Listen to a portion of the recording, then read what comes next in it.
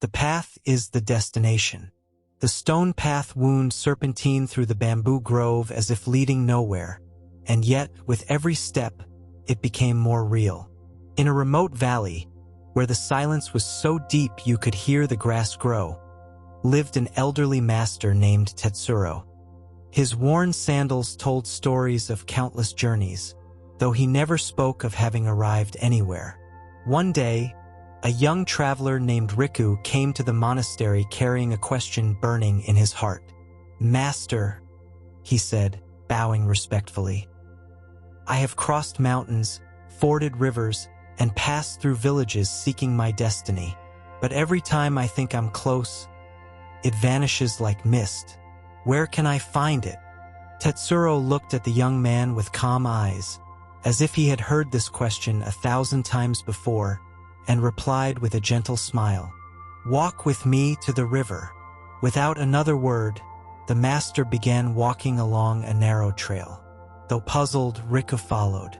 Along the way, they passed a cherry tree beginning to bloom, a pond where a frog broke the water's mirror, and a moss-covered bridge. The silence was serene, but the young man barely noticed it. His mind kept wondering when the master would finally speak of destiny. When they reached the river, the old man stopped. The water flowed unhurriedly, weaving around stones rounded smooth by time. "We are here," Tetsuro said. "Is this the destiny?" Riku asked, unable to hide his disappointment. Tetsuro picked up a fallen leaf and let it drop into the river. "Did you see how it floats without struggle?" he asked. "It doesn't worry about where it's going. It simply lets itself be carried. Maybe there is no place to arrive." Riku furrowed his brow. Silence returned. The water continued its course, indifferent to human questions. The young man sat by the riverbank, letting his thoughts drift with the current. Master Tetsuro settled beside him, saying nothing. Only the whisper of the water spoke between them. "But Master," Riku said after a while, "if there is no destiny, then why do we feel that emptiness, that urge to search for something more?" Tetsuro closed his eyes for a moment, as if listening to a secret melody among the trees. "Because the human heart is like this water," he replied. "It is never still, always moving, always searching. But it only finds its reflection when it is calm." Riku looked down. The river, in its seeming simplicity, held a deeper lesson than he had imagined. Yet his mind still resisted. "What if I stop? Won't I fall behind? Won't I lose my chance to find what I came for?" Tetsuro picked up a smooth stone and tossed it into the water. It sank silently, accepting its fate without complaint. "Who is following whom, Riku?" the master asked softly. "Are you chasing destiny, or is destiny guiding you?" The young man fell silent. He had no clear answer, but something inside him began to loosen, like a knot slowly untying. As clouds drifted lazily overhead, Tetsuro stood and began walking again. "Come, there's still a long way to go." Riku followed him, this time without hurry. Their footsteps softly crunched over dry leaves. They didn't speak. The silence was no longer uncomfortable. It had become an invisible companion walking beside them. With each step, Riku began noticing things he had once overlooked. The gentle song of a robin hidden in the bushes, the scent of pine mingling with the breeze, the warm touch of sunlight on the back of his neck. It was as if the world, unchanged, was starting to reveal itself. "Master," he said suddenly, "aren't we always arriving?" Tetsuro smiled, like someone watching a seed he had planted long ago finally bloom. "Exactly. Every moment holds its own arrival. Every step is the destination." Riku stopped, surprised by the clarity emerging in his mind. "So, all this time, I wasn't walking toward my destiny, but within it?" The master nodded gently, no words needed. Before them stretched a golden rice field, swaying like a sea under the wind. In the center, an elderly woman worked the earth, her face glowing with an ancient calm. She wasn't in a hurry. She didn't look forward or back. She was simply there, fully present. Tetsuro approached her and offered his help. Riku did the same without hesitation.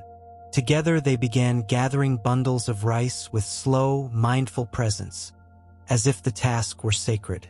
For the first time in his long journey, Riku did not wonder what came next. The sun slowly descended, painting the sky with warm hues. Light filtered through the rice stalks, and every shadow seemed to dance with the breeze. Riku, his hands covered in earth, looked at the master. He had never felt so tired and yet so at peace.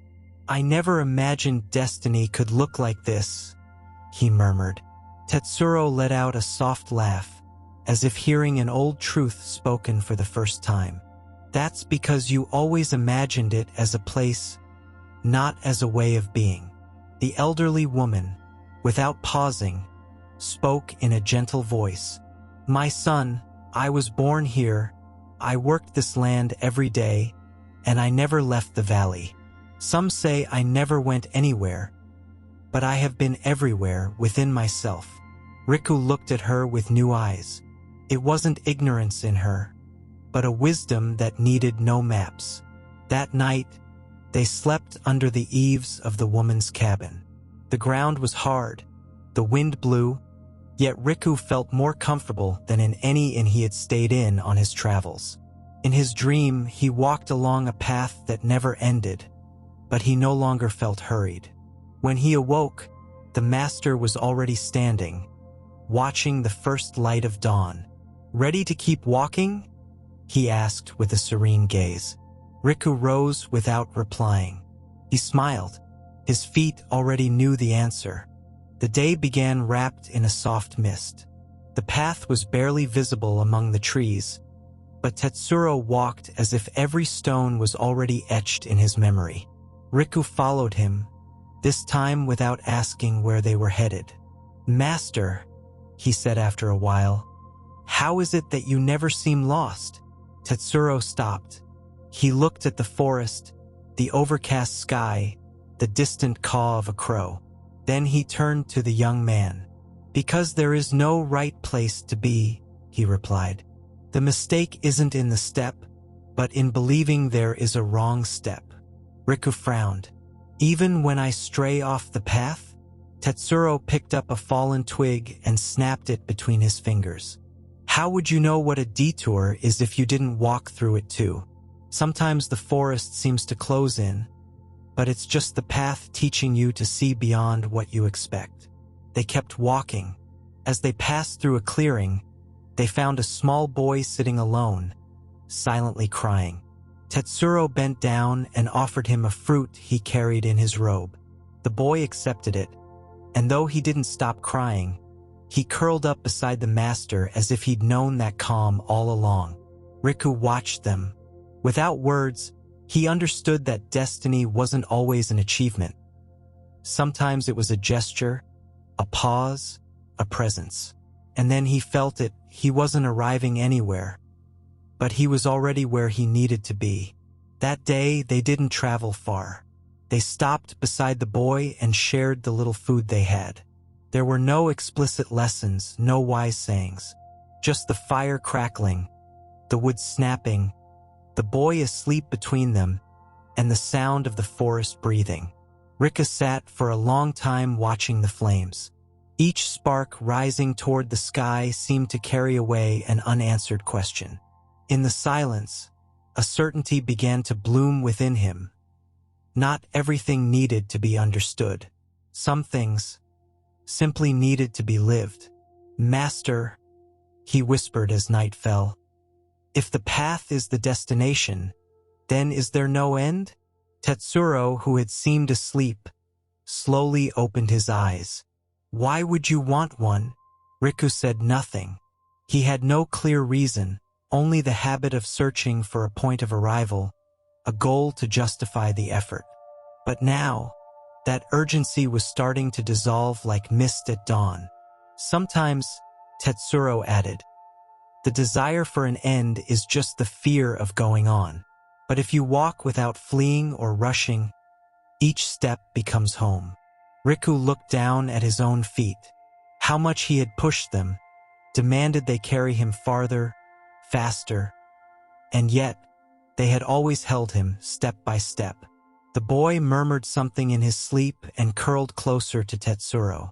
The master simply laid a hand on his head, saying nothing. And in that gesture, Riku understood something no map could show him. Destiny was not a point to arrive at. It was the way you walked, the heart with which you embraced each moment. Dawn gently broke the darkness. Mist rose from the ground like a sigh, revealing the path beneath their feet. The boy was gone. He had returned to his family at sunrise, bidding farewell with a shy smile. Riku and Tetsuro continued walking, unhurried. The forest slowly opened onto a hill overlooking the entire valley. There were no golden temples or sacred gates, just fields, trees, and small paths crossing like veins across the skin of the earth. Riku took a deep breath. For the first time in his life, he felt no need to search for anything. He didn't long for more answers or new landscapes. He felt gratitude not for having arrived, but for having walked. "Master," he said, "when I left, I thought I had to conquer the world to find my purpose. Now I understand I carried it inside all along, like a lamp I didn't know how to light." Tetsuro smiled, but his eyes were like a mirror. They didn't give answers, only reflected back the seeker. Walking without searching is when you truly find. "And what do we find, Master?" The old man looked toward the horizon. "Nothing, everything, what can't be named, but you recognize when you feel it. It's like the wind. You can't see it, but you know when it passes by."